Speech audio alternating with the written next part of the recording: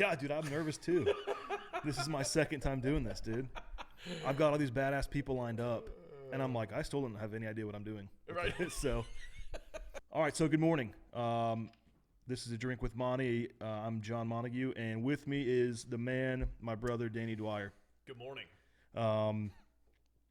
So when we decided to do a podcast, one, out of boredom from the coronavirus, and two, because we know a lot of really cool people.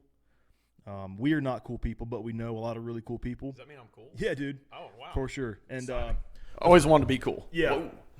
You got close. Right. I see that.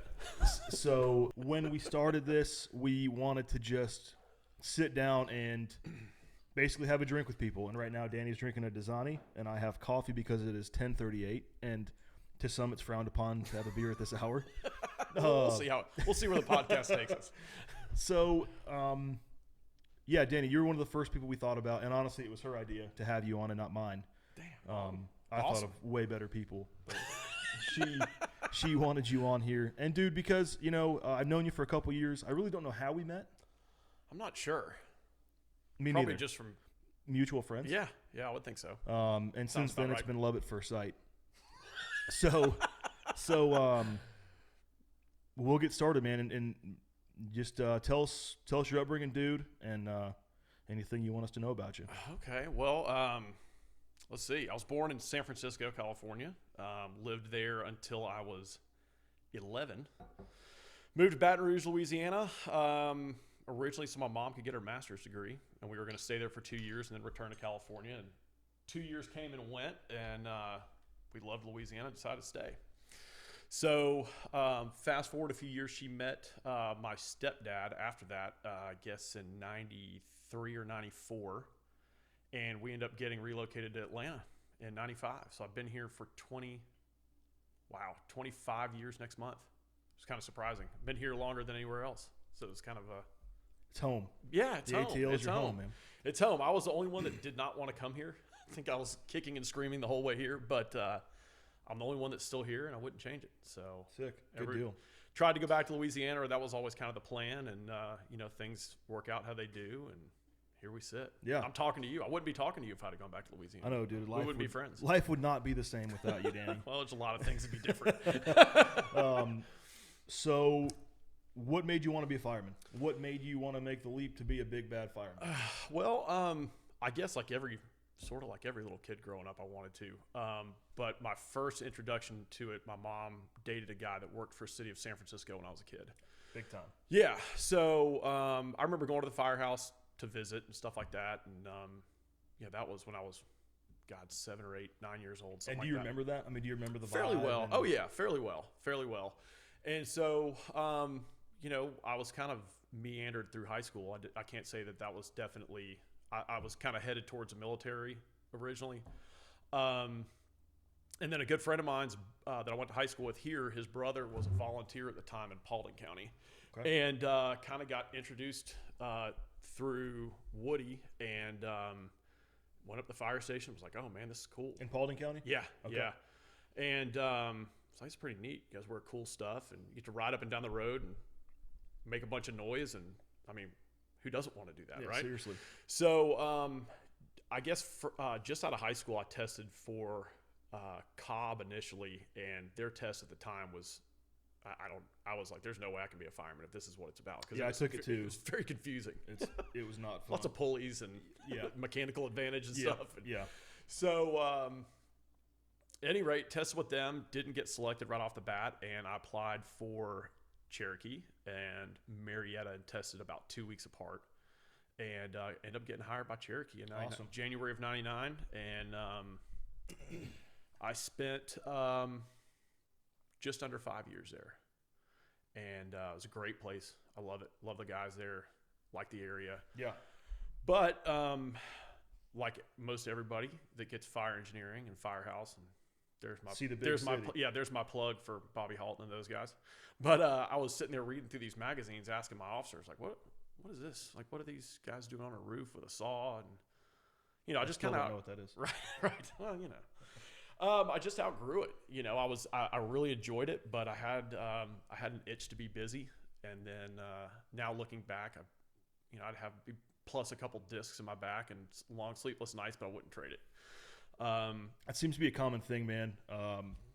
Guys that I know that have made the transition to the big city or busier departments, they love it. Despite all the wear and tear and the sleepless nights and the BS that you're going to get anywhere, the busyness, it just makes it all worth it. Yeah, I wouldn't trade it. I wouldn't trade it as rough as it has been sometimes, and the experience is I got. Yeah. I got everything that I wanted.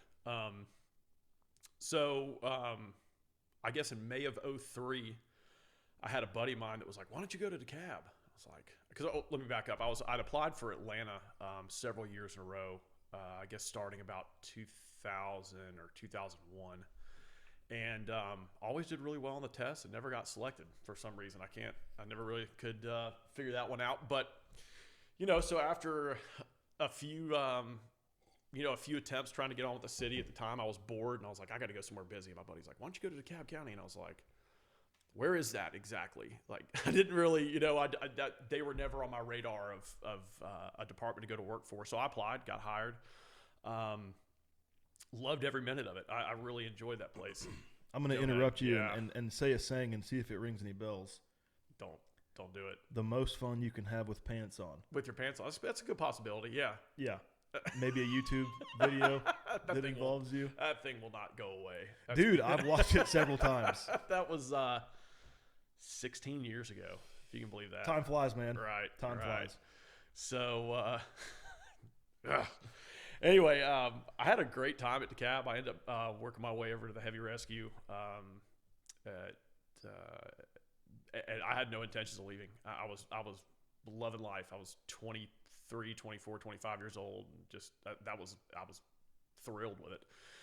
And I guess sometime in the fall of 2004, I had a conversation with the training chief at the time with the city of Atlanta, with a metropolitan department. And he kind of, at the time they were doing what they called a fast track program. So it was a 4-week recruit school, provided you had certain criteria, one of them being firefighter 2, EMT, stuff like that. So I'd kind of put Atlanta out of my head. So I was like, well, I don't know. And they were starting a class in the fall. And I was like, man, I'm just not ready to go yet. I got to think about this. So I asked if they were going to do a class in the winter after the first of the year, and he said they would. So I thought about it and went through the process and ended up going to the big city in February of 2005 and completed their fast track program. Got assigned to an engine over in East Atlanta. Was there for about 7 months and made my way over to Station 10, which is a double company, the southeast part of the city, and Battalion House. I mean, it's a great, I think everybody in the metro area knows about the Animal House. That's kind of where I wanted to go. And I spent about almost 5 years there, made driver, went to Special Operations Company over in the West End in Oakland City, stayed there for 2 years. Was assigned initially to the engine. After some promotions and stuff like that, slid over to the ladder truck. So we were running a 105-foot tractor-drawn TDA tiller. Gorgeous. Yes, yeah, it was fun. And man, I had a blast. My whole career, I've been very, very, very, very lucky. I've had some really, really good officers, and our crew in 09, 10, 11 at 14s was just awesome. I had just some of the best firemen and guys and that I could have ever hoped to have worked with. What do you think it's just the company that breeds those people? Because at a part-time department I worked with several dudes from 14s, and you just want to talk about good guys, that know the job, right? That are just ate up but not in your face with it, man. Right? Just good dudes. Yeah, and that was fun initially. I'm trying to remember how I ended up, but yeah, I'm going off on a tangent here, but yeah, the guys that were there. All of them, other than the ones that have retired, have been very successful in their careers, very knowledgeable guys. I had just very seasoned guys. I really don't even know what to say. I was very fortunate to be able to go over there and work with them.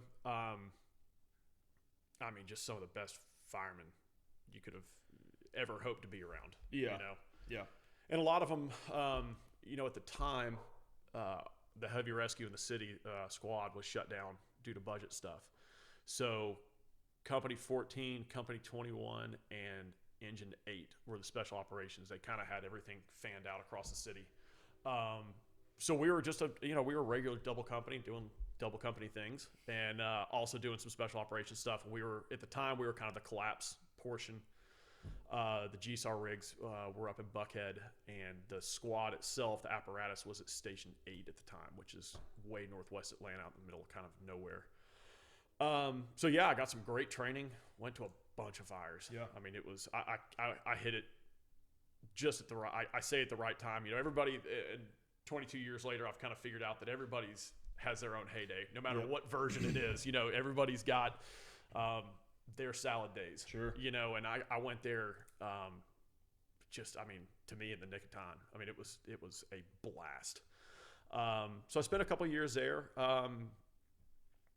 I took the plunge and got this paramedic patch somewhere in the mix, 2010 or 11. Ended up going up to 38s for a little while, Northwest Atlanta Bankhead Highway. Drove up there for a little bit. Ended up going to Station 1 downtown in Castleberry Hill. After that, spent a few months there and made lieutenant in 2014, March of 14. Went to Station 2 down in Lakewood, another double house. Spent 2.5 years there. Snuck my way back to Station 1 as a lieutenant. And where's that at? Ones? Yeah. Right next to the Georgia Dome. Okay. Or Mercedes-Benz now. Was it tucked into the old stadium? No. It's in the Castleberry Hill neighborhood. So best way I can explain it now is if you know where the Russell Federal Building is? No. Okay. The Gulch. It overlooks the Gulch.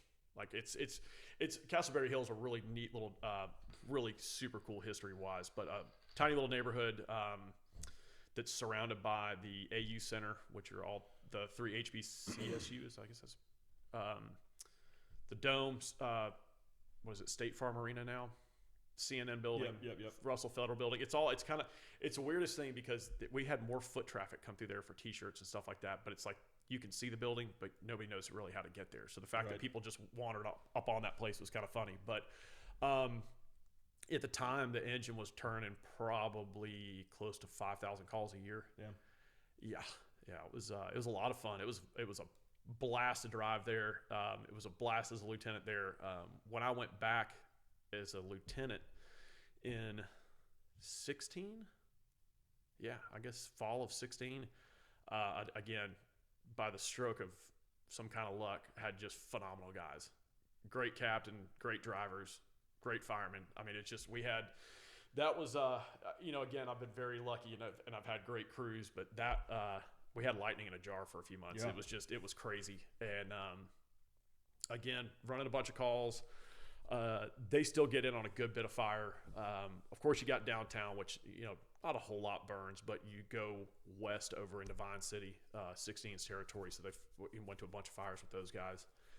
And then in June of 17, I was transferred over to 16s. So there was a huge fruit basket turnover, as they like to call it, downtown, and they blew people out of everywhere. What would you, I don't mean to interrupt you, man. Yeah. What would you say the normal stay at a station? So when you make lieutenant or even driver and you're at a station. You're there. That's the one cool thing I love about the city is if you want to stay a career driver at one station, generally speaking, there's no reason you can't. My driver at 10s, I think he did 28 years driving there. He had a couple of years before that when he was a fireman, but he made driver and stayed there as a driver almost his entire career. So you've got the opportunity to move around, especially when we still had a bid process. You really could kind of go, if you want to go to Buckhead, you could go. If you want to stay where you are, you could stay. There are good, there are pluses and minuses with that. I'd get restless. I think the longest I ever did at one station was at 10s, and it was almost 5 years, and I was kind of starting to, it's like, okay, I need to go see something else. Yeah. I knew the territory like the back of my hand. I knew the apparatus, so it was like come to work. I was like, okay, we're just running calls. Like I kind of was getting bored, I guess. So you can kind of stay. I mean, you can kind of go wherever you want. If being in Buckhead's your thing, you can do it. If you want to be downtown, you can do it. I always want to be busy. Yeah. I can't say that that was ever. I just want to be at a busy station usually. Well, bro, you know the same, man. A busy crew is the happiest crew. Right. A crew that's in the shit together constantly. Mm-hmm. It's just, Absolutely. And at the same time, and I'll fast forward to this in a second, but when I got transferred to 16th, I was pissed. I was like, you gotta be shitting me. Like we just had like, I was so happy being back at once. Yeah. I wanted to stay there. But I'm a firm believer in, you don't really realize your full potential until you're put somewhere that challenges you, I guess. And so getting transferred wasn't even on my radar. I did not see it coming. And so when it happened, I was like, you gotta be kidding me. Like what? But again, everything happens for a reason. So I went to 16s, which downtown has got, I would venture to say, probably the most first due fires out of anybody. 17s would be a close second, which we ran with them. Is that more neighborhood? 16s? Yeah. It's all mostly residential. There's a small, we're second due downtown. But yeah, it's a whole lot of one-story frames. Whole lot of vacant apartments. Like every rough neighborhood, there's a lot of a pretty bad drug element there. A lot of heroin overdoses and stuff like that. But with that comes all the fun stuff. Yep. So I went over there, and again, I was next door. I was literally one station over, so I was still running with the guys at ones. I'm like, man, I missed it. But I spent 2 years there, and man, it was great. I learned a lot. From the guys, from the officers, just again being kind of thrust into something that you weren't really expecting, kind of shows you your resilience, maybe. I like that, dude. You saying that you don't know your true potential until you're put into a position. I think everybody has a moment where they can think back and be like, damn, that's nothing but the truth. Right. You know what I mean? Right. And it was hard, and I'll be the first one to tell you, I was a terrible company officer for the first 6 months I was there. I was pissed. I didn't really socialize with anybody. I sat in the watch office up front, did my thing. At the time, we had a little rescue truck that was running out of there. So the engine, we were maybe running 3 to 5 calls a day, and all the first due fire you wanted. I think the truck outran us, and that truck is definitely one of the slower, volume-wise, slower trucks. It goes to a ton of fires, but the truck was outrunning us every day, and we had this little pickup truck that was running all of our butt aches for us, which was glorious. Mm-hmm. But I enrolled in college classes and started getting my degree, and had a little girl at the time that was born in November of 17. So looking back now, had I been at Station 1 running 5,000 calls with a newborn, it would have been a disaster. But I was at a station that wasn't running a lot of calls at the time. So again, everything kind of seems to work out. I stayed there for 2 years, 2.5 years, and then made captain in September, and was sent to an engine company on the west side of Atlanta, and have been there ever since, hanging out, burning up the roads, making power moves, dude. Right. So, that to me, man, hearing people's stories and where they've come from and what they saw and did, man, I love that stuff. You know what I mean? It's cool. It's cool to just get people's perspective. So with you being in a firehouse in San Diego, right, with your stepdad? San Francisco, yeah. San Francisco. No, this was my mom's boyfriend from way back. Yeah. So when you saying you kind of have you remember it pretty well, what would you say the big difference between today's fire service and even when you started? It doesn't have to be all the way back then. Just when you started. What would you say the big changes? The people. At the core, our job's always going to be roughly the same, but the people that started coming in, and it sounds so cliche, but I guess I'm that guy now. But like just after 9/11, I started noticing like just a change in the people that were coming. Like it became more of a job than a career. Post 9/11, like immediately following, it was kind of like, we were, for some reason, we were like, oh, everybody's heroes. We love you guys, So I think a lot of people came because they wanted to wear the T-shirt, wear the patch, and now people don't want to even wear the T-shirt. They don't want the patch. They're just there to collect a check and 24, and they're out the door. And I really noticed that with us, I guess probably 5 or 6 years ago. It's just like you have a recruit school of 50 and, 7 of them end up being really, really good at what they do. And then the other ones just kind of float through their career. A lot of them, it became a stepping stone. And I never saw the fire department as a stepping stone for anything. Dude. This is a career. Even when I got hired, and that's only 10 years ago, that was like, you get on with the fire department, and that's it. Yeah. You were set. And I remember we had a girl that worked for us for a couple of years. It was just like this was her stop between, I don't know if she went on to be an RN or college, but it was just a check to collect. And for I mean, a couple good for years. them. Yeah, I'm not knocking it. It's just not what I thought. Exactly. Exactly. And if you talk to guys, I've talked to guys from all over the country. It seems like, especially here in the last 8-9 months. Yeah, we'll get into that. But it seems like it's everywhere, and everybody always goes to New York or LA or Boston or whatever, and they have it too. I'm sure it's the same thing, but it's just a different. The people that were coming through don't seem to have the passion. Yeah. And when I first started, I had my book of me. Everybody's got one. Book of Look at me, yeah, book. yeah. So my book of me. I mean, when I was a kid, when I first started, I was at the training center at the state twice a month for probably 3 years. If you look at my certificates, they're all between like 99 and 03. Yeah. It's just like I couldn't stop. I couldn't get enough. It was like, oh my God, this is cool. I want to take the next level, or I want to learn how to teach this. And one of your bosses, TC Caps, I remember he told me a long time ago, and I'm talking, this is way wet behind the ears, Danny. But TC started out pretty young as well, if I remember right. And God, how did it go? He said that what was it? Experience comes with wisdom, not with age, maybe something to that effect. It was a really neat. Now I'm butchering it now, I'm sure. So sorry, TC, if you're listening to this, but I remember that stuck with me, and I was like, it's not the fact that I'm 22, 23, which it was. I had all this knowledge in my head, but I didn't catch up experience-wise till probably, in my opinion, 10 years ago. Yeah. Because it's just you can go take all the classes you want to. They're certified and qualified, right? Yep. So I was certified to do a bunch of crap. Wasn't qualified to do shit, really. Right.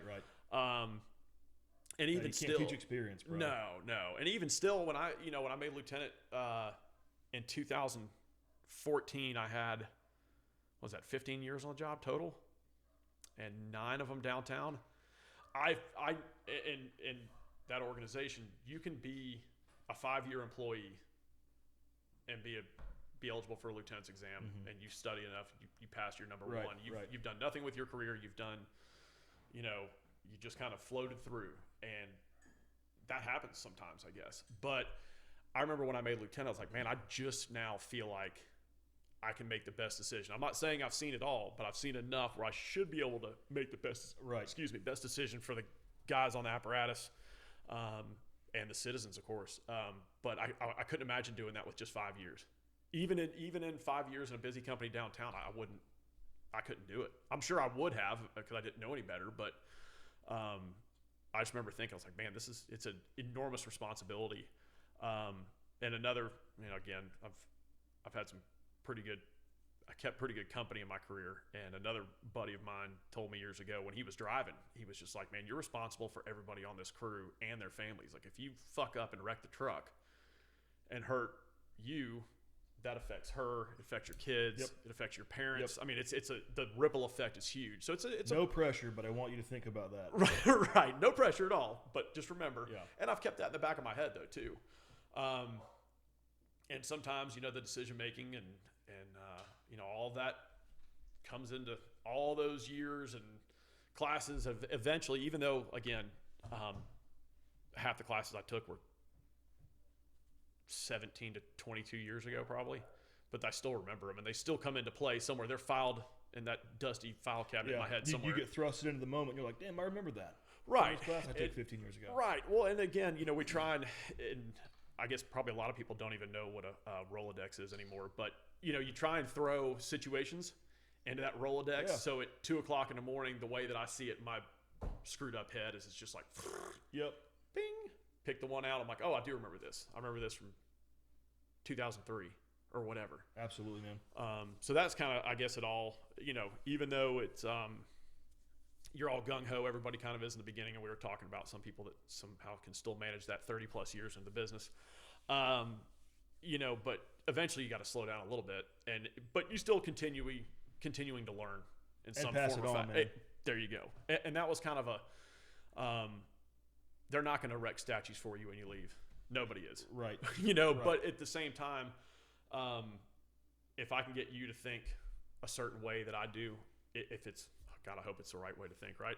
But if I can get you to do it, and then you make lieutenant and you teach your guys the same thing, even though they're not going to say 20 years down the road, well, Danny Dwyer taught me this. But in effect, you still have that kind of legacy. Is that what? Yeah, for sure. And dude, I do think that, and it may be just the way I think, man, but bro, you and I have had a lot of talks. Right. You and I have talked a lot, and it hasn't been 20 years, obviously, but I'll be on calls, man, and I'll think, bro, I remember talking to Danny about that. Or, when I'm doing the 360, TC Caps, he was a lieutenant, and he was the first officer I ever rode a fire engine with. Okay. It was the old Hurricane in 19's first two. Yeah. And, dude, listening to him talk on the radio, we're going to a commercial fire, listening to him talk on the radio, dude, I was just like, holy crap. Yeah. And to this day, man, when I'm riding seat on the rig, man, I'm like, dude, how would TC do this? You know what I mean? Yeah. So, dude, I do think people would remember that and remember where it came from and who they learned it from. So I think that's awesome, dude. And I love hearing you talk about that kind of stuff, man. And it's, and I guess that's the thing that I try and impress upon people is, just like you were talking about the radio traffic. That's one of my pet peeves. Always has been. But I remember listening to guys years ago, and I'm like, God, he sounds like a dumbass on the radio. And I know I've sounded like a dumbass. It's okay. But I try and still make it, even if it's burning down around you, take a deep breath and just make it sound like it's Absolutely, not. Absolutely, dude. If you sound like shit on a size up or anything, that sets the tone for every other company coming in there, dude. Right. And that's the thing that you try and, I think I was talking with Hatcher about this recently, but I've never ridden the car, but I've been second, third, do engine, fourth, through, whatever, coming in, and I'm listening to guy that's already there, and I'm like, holy shit, they're butchering this. Yeah. So I can't imagine being a chief officer coming in, listening to that. They're automatically going, okay, well, if John and Danny are screwing this up right now, we need to be thinking of plan B. C, or D, all E. in on plan A. Yeah. Or my other shameless plug, but but it's true. I mean, again, I've never been in that position, but when the first companies are screwing it up, it's setting the tone for everybody else coming in, right? Absolutely. So yeah. All right, dude. Well, let's talk about it, man. So, man, probably close to when did that fire actually happen? June 28th. Of 2018? 19. Yeah, coming up on a year. So, I remember, dude, like 3 or 4 days after that fire, you and I were on the phone. Talking about making your radio show. Yeah. And, I mean, you told me everything that went down, how it all worked and what happened, dude. And you and I were on the phone for probably close to an hour. And fast forward to, 3 months ago? February. Yeah. It all broke free, and the world was privy to the information and the story. And I remember thinking to myself, "Holy shit, man! Yeah, that was freaking 8 months ago." Yeah. So let's talk about it, dude. Start from that shift that morning through your shift up until the call. I honestly don't really remember anything about that shift, to be perfectly honest with you. It was I don't even remember what day of the week it was. I'd really have to look and see. I was riding up at the time. My captain was on, I think he was on leave for something or other. So in Atlanta, lieutenants are assigned to a double company. We don't have lieutenants at single houses unless they're filling in. So when the captain's off, lieutenant slides over, rides the truck. Driver slides over to my spot or one of the firemen and rides up. So I was riding in charge of the truck that day with 2 drivers. So we've got again, tractor drawn aerial. So 2 drivers and myself. My tillerman, God, he's got probably 27 years on the job.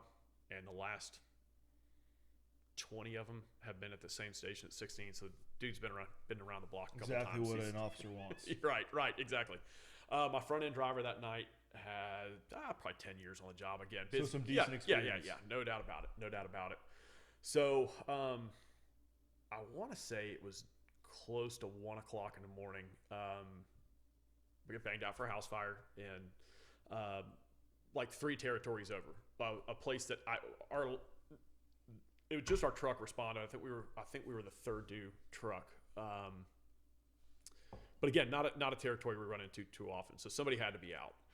And when I was listening to the assignment coming out, I'm looking on the computer on the way there. I'm like, this is screwed up. Like I can't figure out, because the first 3 pieces of equipment that should have been going to this, one, if they were in service, we would have never have gone. But I'm looking at it, I'm like, something's screwed up. And I looked on the computer on the way over there, and the first 3 pieces of equipment are tied up on the same incident. So the first due engine normally was about 1.5 miles away. The one that ended up being first due, I think it was about a 7 or 8 minute response time, which is an eternity downtown. I mean, we don't have those kinds of runs very well, unless something's out of whack. So first due engine gets there, and it just, I don't even remember what the comments were on the computer, but it just said house fire. Mm-hmm. Nothing to jump up and down about. Right. We're just going to a house fire. So first due captain gets there, and he's a unbelievable fireman. Been on the job in Atlanta a very long time. Fantastic captain. I mean, I can't say enough about the guy. They get there. He gets a working fire on a 1-story brick on a basement. Said he was out doing his 360, establishes command, yada, yada, yada, goes through the motions. So he gets on his update from his 360, gave a confirmed entrapment. And this captain, again, tons of experience. And for him to be keyed up, and I don't mean with the mic, but his octave of his voice keyed up a little bit, I was like, something's up if he's nervous. And he wasn't, again, you talk about radio traffic and how things, something was up. It wasn't a normal incident, I guess. That was impressive. Yeah, dude. So to chime in, that was a purpose. I meant to do that. Yeah, so I could interrupt you. Please interrupt, because I have a tendency to wander. We were on a call with Todd Edwards yesterday. Okay. And he let Gottfried and I listen to some radio traffic and said, "What do you notice?" Mm-hmm. And me being the person, I'm looking way into it, man. I'm like, right, and that analyzing the way he was reading the smoke and all this crap. Right. And he's like, "Dude, you're looking way too much into it." Listen to the way he's talking. Mm-hmm. And he wasn't pinging by any means, but you could tell from his initial size up to after he did his 360, there was a marked change in the way he was talking. Right. And he said, as a company officer, you have to pick that up, because if you know that person. Was it from this incident? No. Oh, no, okay. No. Gotcha. No, it was the one we were talking about. Oh, okay. Gotcha. He said, I noticed in that officer's voice that there was something going on. He said, I knew that officer was an in shape, fitness freak, very squared away officer. Mm-hmm. He's out of breath, and he's something's hit the fan. Yes. So instantly, and for you to say, I realize that says a lot about you, dude. When Todd said that, I was kind of like, man, number one, I'm an idiot looking way too much into this, and 2, I need to do a better job of reading the people, giving the size up. Right. You know what I mean? Well, and like we were saying, you run with. And I know you guys move around a lot, and that's one thing I do like is, I've run with this guy for, 2 years at that station. We've worked together off and on over the years. I don't think I was ever worked with him on the same shift, but we ran together a bunch. Yeah. So for him to be keyed up, it was something was up. So I remember when he came back and gave a confirmed entrapment. I remember taking my headphones off, put my hood on, zip things up a little bit tighter than I threw my stuff on. It was 1 o'clock in the morning. Yeah. I was geared up, but I guess when you know that it's not your just a room of contents, BS fire, I just remember thinking, I was like, I put my stuff on a little bit tighter. Sure. So first engine gets there. They had 3 guys, so officer, driver, and a firefighter. They got lines on the ground. Again, he comes back, and typical city, you have 1, 2, 3, like boom, all the rigs start showing up at the same time. So the second due engine laid out about 5 or 6 sticks of 5-inch, I guess. It was a pretty long lay, again, out of the ordinary for us. They lay out First due engine got lines on the ground. Third due engine was assigned as a rapid intervention team. The first due truck is so. Normally with us, your first truck's either primary or I was vent. going to ask about that. Yeah. What are your normal assignments for So trucks? obviously, first engine's fire attack, second's usually RIT, third is backup, water supply, whatever you need them to be. First due truck is either primary or topside vent, whichever the situation dictates. The second due truck is doing the opposite. So first due truck's going with the roof, second due's going primary, and then your third due truck fills out the RIT group with the second engine. So first truck arrives. Probably a minute before we did. I don't even think they were up at the building yet, but battalion pulls in right behind them, so they take over command. And I remember as we pulled up, 5-inch wasn't charged yet, so we had the freaking money spot. We had the truck sitting right at the numbers. I mean, we were right in front of the house, and I remember going just because I remember driving over the dry 5-inch, and getting the apparatus spotted and everything. And when I went on the scene, the captain was still in charge. I guess battalion hadn't taken command yet. And I remember he gave us an assignment, and it was not his normal. I don't even remember what he said. It was something like, come up here and give me a hand, or it wasn't, truck 16, give me a primary. It was just it was an odd assignment. And so I acknowledged him, and I told the guys, I said, I'm going to go see what he needs. Meet me on the A side of the building, which is our normal standard stuff, and every time I've ridden the truck on a fire, that's kind of, unless you have 4 or 5 people with you, they have to get their stuff on. The drivers, both the drivers had to get dressed, get their tools and equipment, so on and so forth. So is there a protocol for you guys as to what you are to dress out and at the station, or do they leave it up to you guys? Leave it up to us. Leave it up to us. Okay. Yeah. I try and get, all my stuff on, but you've driven a fire truck before. Some people can drive with their coat and stuff on, and some people can't. So again, I think both of them had their night pants on, their bunker pants. So they had to get their helmet, BAs, stuff like that. I grabbed. Obviously I had all my stuff on. Grabbed my air pack, set of irons, my hat. Off to work we went. So your hook and leather radio strap. Hook and leather. I don't think I had it yet.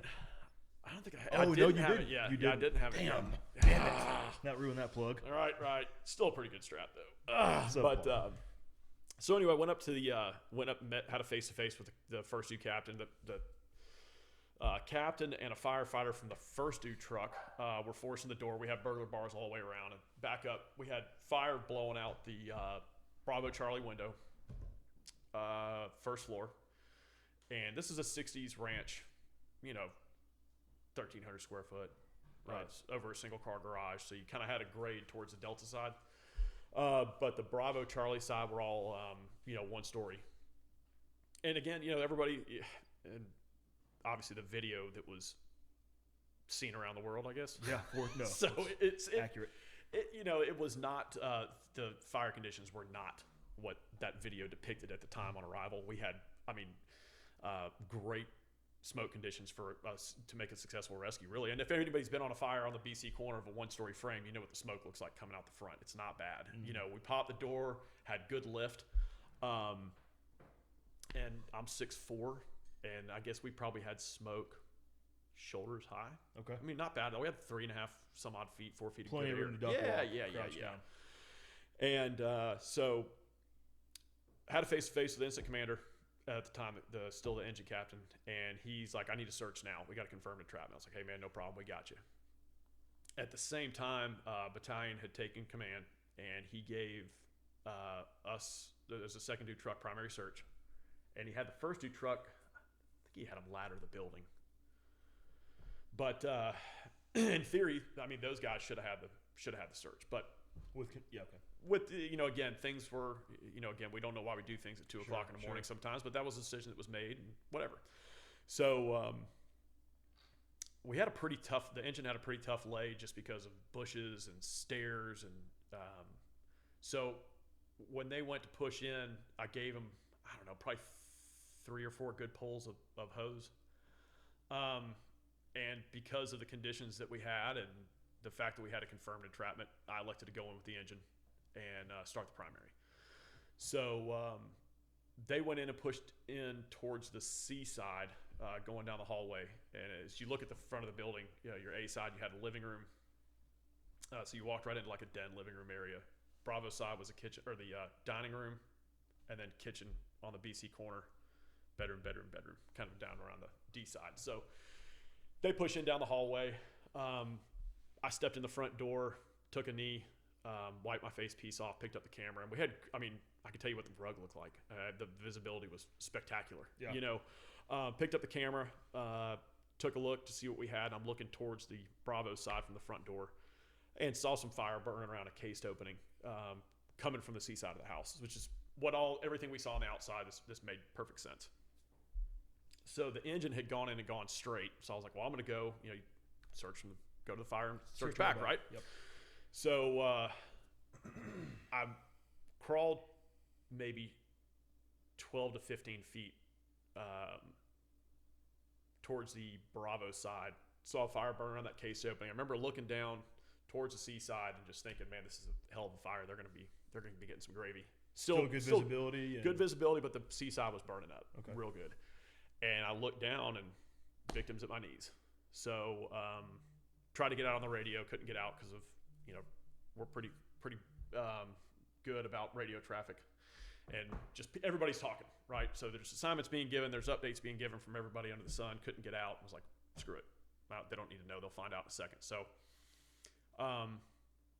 she was in good shape initially. Again, all great conditions to have a successful, rescue. So I drug them, again, 10, 12 feet, just in a straight line back.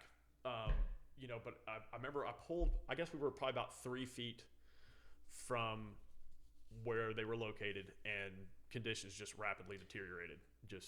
I can't even begin to describe, and again, this is a lot of time in a burn can, and flashover simulators, an instructor as a student, and things went to hell in a handbasket really quick. And I don't know if it'll ever be defined as a flashover. That's what I saw. The video that I saw looked like literally everything was on fire. It was. Yeah, it was. Again, initially, we were good to go. But I didn't remember. I just know that I don't remember, like, again, thinking back, I don't remember seeing anything like it. You could see the conditions. The smoke started to light off, and I leaned down and tried the best to cover them up. The victim. Mm-hmm, yeah. And just thinking, I was like, this is bad. How far from the door were you? At that point, probably 6 feet. Could you see the door? Yeah, it was to my backside. Okay. But yeah, if I'd have turned around, I could have seen it. But I just remember thinking, I was like, my shit's going to start failing here any second. We need to go. Like, that's just, I wasn't in a panic. I wasn't, I mean, again, it's a testament to those, we had pretty fresh, those cancer hoods. Mm-hmm. And I was really wondering how well they were going to hold up. And again, everything, yeah, everything, I mean, coat held up well. I'm still wearing the same coat, nothing, but I felt no discoloration on your coat? A little bit on the outside, but nothing. Thermaliner was good. Yeah. And I looked afterwards, because I remember thinking, I was like, holy shit, this stuff held up remarkably well, but I remember thinking, I was like, if we don't go, I'm going to be in the burn unit with this person. Yeah. So, sat up, drug about another, again, probably 6 feet. And that's the video that was aired in the media. And when I got her to the door, the two guys coming up the step were my two drivers. So if I go back and listen to the radio traffic and the videos, and there are several photos and videos and stuff that were taken, it was about 45 seconds from the time I got to the victim to they were out the door. I think actually it was closer to 50 seconds. So the driver's coming up the front steps, and I got her to the threshold, and because we had so much debris on the front porch that was burning, I couldn't get her out without assistance. So they came up, we got her out the front yard.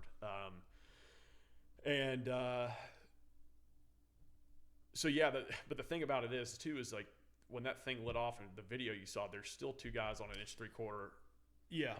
Right. So in the video, you can see them thump it pretty good. It darkens down, but they were trying to. You made entry in the Alpha, right? Mm-hmm. Alpha. Was that hose line? Yep. So you went on a search off a hose line, correct? Mm-hmm. Correct. Yeah.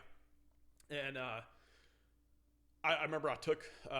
We got her outside and somebody brought over some med bags and stuff like that to start working her. And I remember I took my face piece off and looked at my driver, and I was like, "Where's 22's at?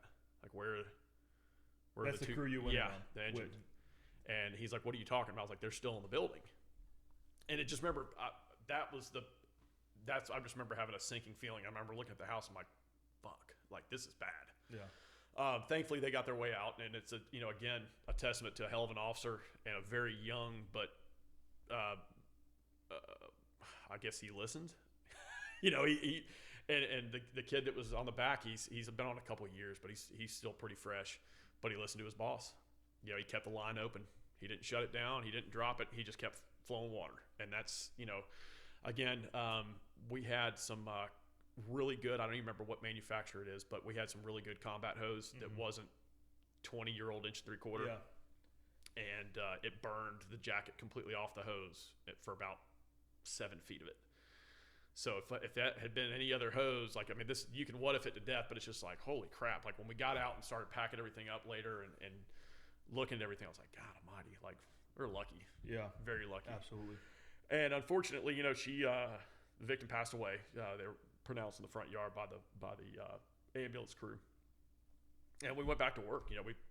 We transitioned defensive after she was pulled out, knocked it down, went back offensive, went in there, hooked some sealing, and I was smoked at that point. I'm sure, dude. I'm sure. I remember just staying in the door. Were enough to just smoke. Right. And it was, I just remember taking a knee in the door frame and watching the guys work. I was like, holy shit. Like, it's exhausting. But, initially we had a hot wash that night. We talked about the incident. There were kudos given. There were, people talked about everything that they did. And, I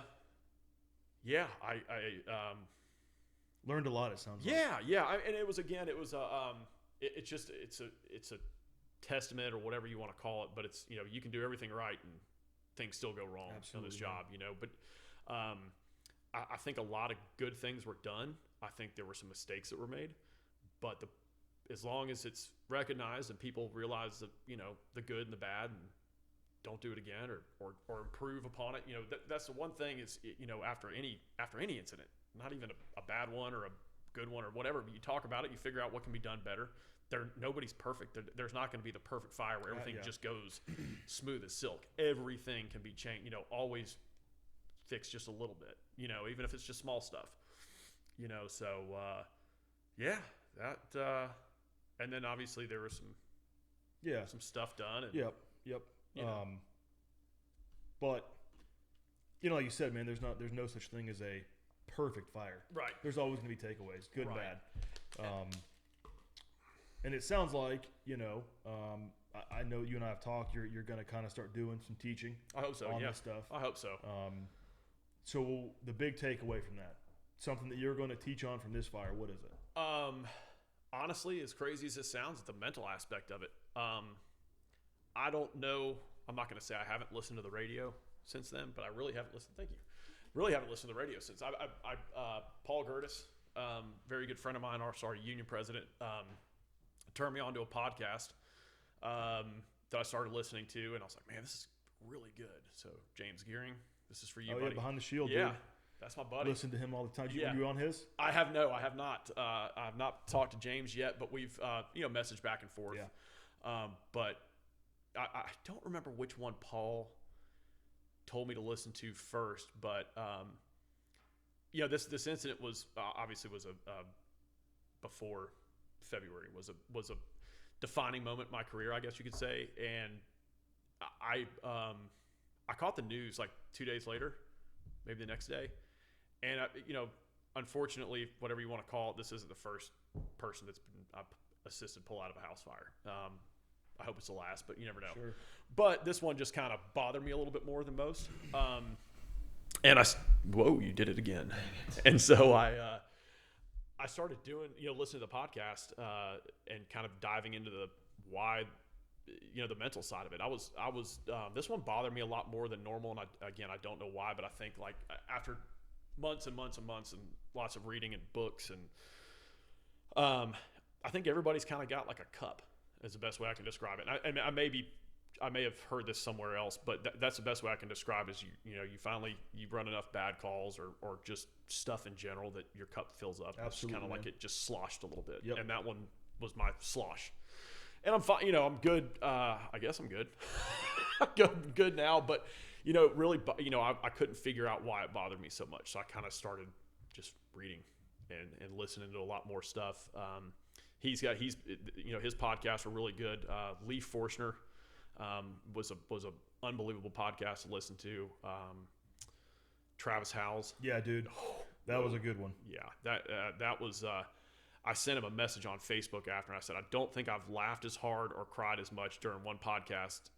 Dude, James Gearing, dude, he does a phenomenal job at that. Right. And dude, he's a comedian, isn't he? Yeah. He I think was so. for Charleston, Charleston 9, right? Mm-hmm. Yeah, dude, that was one of my favorite podcasts. Yeah, it was spectacular. And I just listened to that one a couple of weeks ago, but I've listened to those. Have you listened to Leadership Under Fire yet? Jason Bresler? No. Oh my God, spectacular. I'll have to look into it.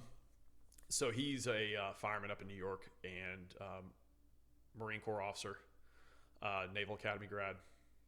And the dude, he started the Mental Performance Initiative for FDNY.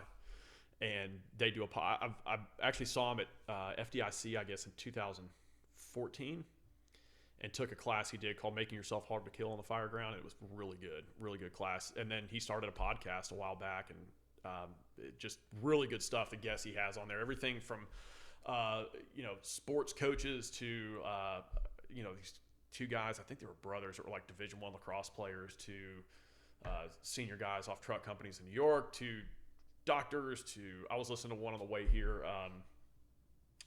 Lawrence Gonzalez wrote oh crap, I forgot, but a great author. I can't remember the name of the book right now. I'm just drawing a blank, but they've got a reading list, and it was one of the first books I read, and so to listen to him on the podcast was pretty neat. He kind of dives into decision making, which is perfect. It's kind of where all this kind of came around, right? So that I finally figured out that it's just part of life, and you kind of work your way through it.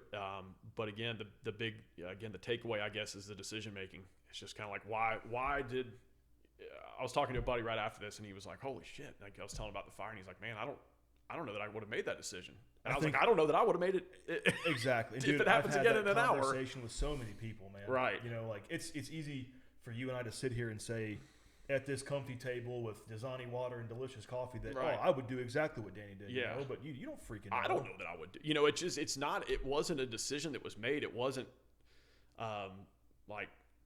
you go through this checklist, but everything. I think I'm stealing this from somebody, but it's like flow-based decision making. Yeah. You grind it into your head during recruit school, and you do this, muscle memory, and again, the Rolodex comes into play. And I didn't sit there and go, "Hey, well, I'm going to go do this and this and this." I just did it because that's what we're supposed to do. You said, man, all this took place in a minute and a half between y'all forcing the door. Right. It was quick. Them pushing in. Mm-hmm. It was super quick. And so that's the thing that, I talked to Todd about, and I think in their podcast, but like, it's just years of training, even though you don't realize what you're doing at the time at 24, 25, 30 years old, whatever, all that comes into play. Yeah. The hours loading pallets, the hours in the flashover simulator teaching you guys, taught, all of our recruits, the whole department, all that comes into play. So I can't, again, I can't say that I would make it. I would like to think I would. Yeah. I sure hope so. Yeah. I don't know. I agree, dude. And we talked a lot about that at the firehouse. And I'm a very in your face, loud, I love the debate. Mm-hmm. So, I'm not saying anybody's right or wrong, but anybody that was like, I wouldn't have done that, or, right. It's like, well,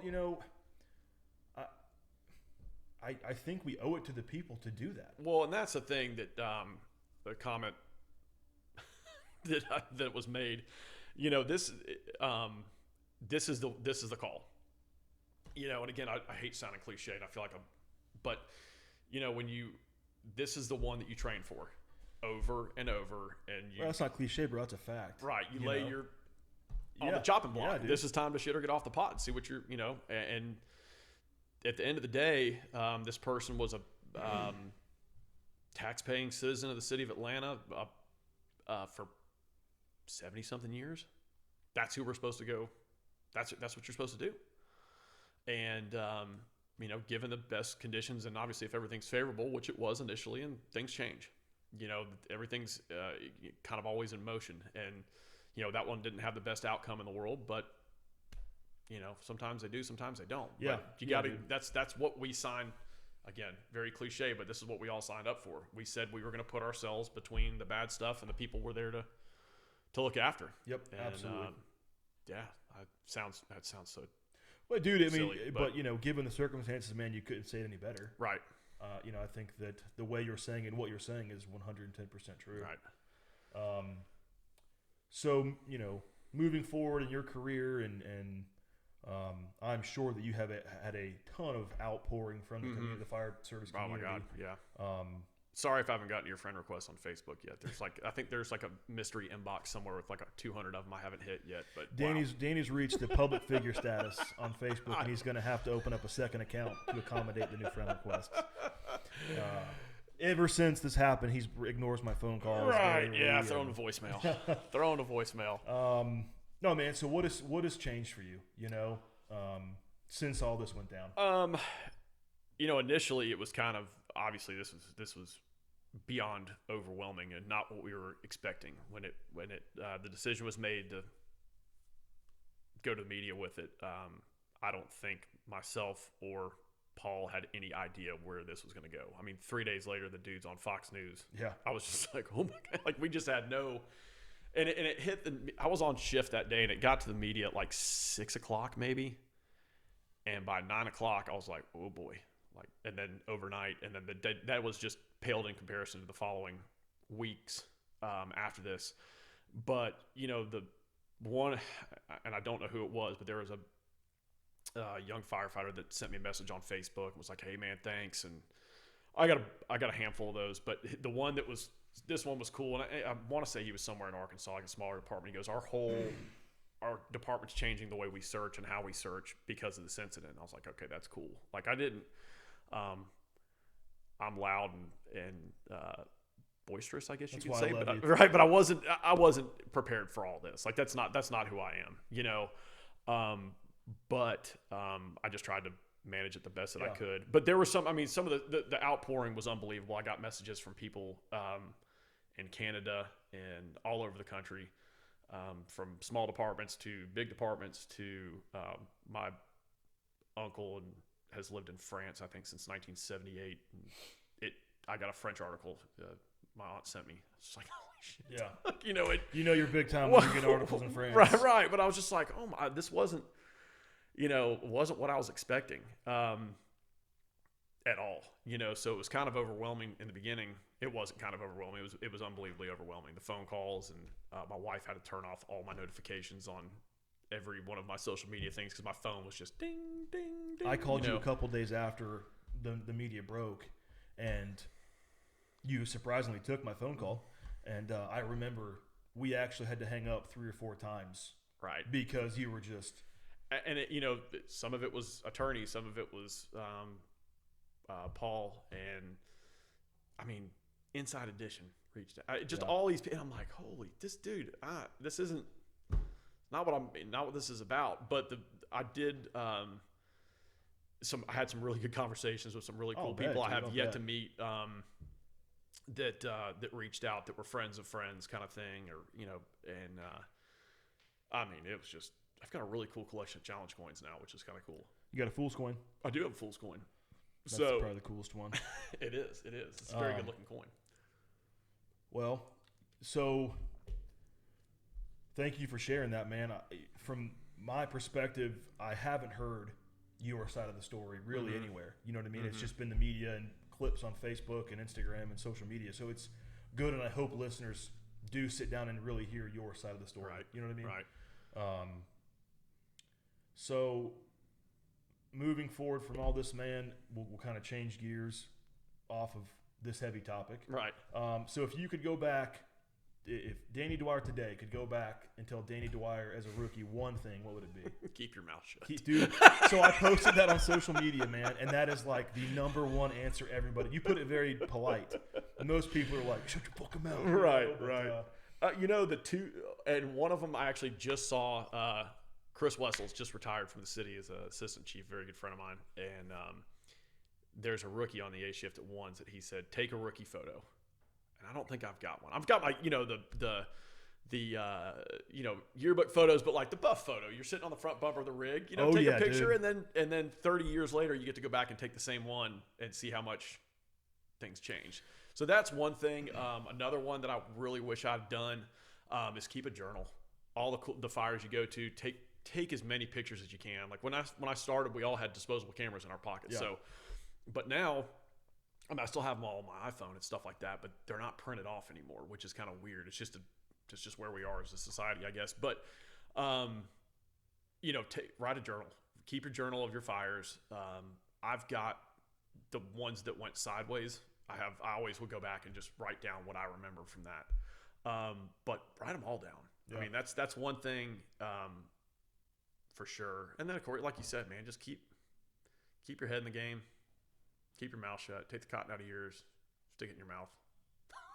That's my grandfather used to say. But, just shut the fuck up and listen. Yeah. Just pay attention to your senior guys and,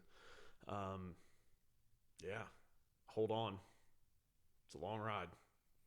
Awesome, dude. Well, like I said, man, this I think this is going to be a home run first official podcast. Cool. I'm going to steal a line from James Gearing. If you could recommend somebody to be on with us, who would you recommend? Oh, man. All right. What subject do you want to talk about? Anything, just anything? Dude. Yeah, anything.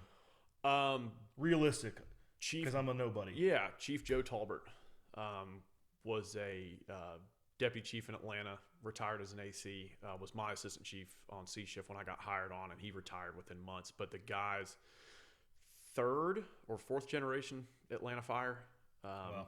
And the dude is just an unbelievable historian with the Atlanta Fire Department. And I mean, he's just a phenomenal guy to talk to, and has been. I don't remember what year he started, but I want to say he started in the 60s, maybe early 70s in Atlanta. But the guy's just a wealth of knowledge. And as far as department history and fire department history in general, he would be great. You talked to Todd Edwards. Chris Wessels will be another good one. I'm trying to think of who else would be good to talk to. God, that locally, that's who I would go for. Pretty solid list. Yeah. Pretty solid David list. Rhodes, another good one.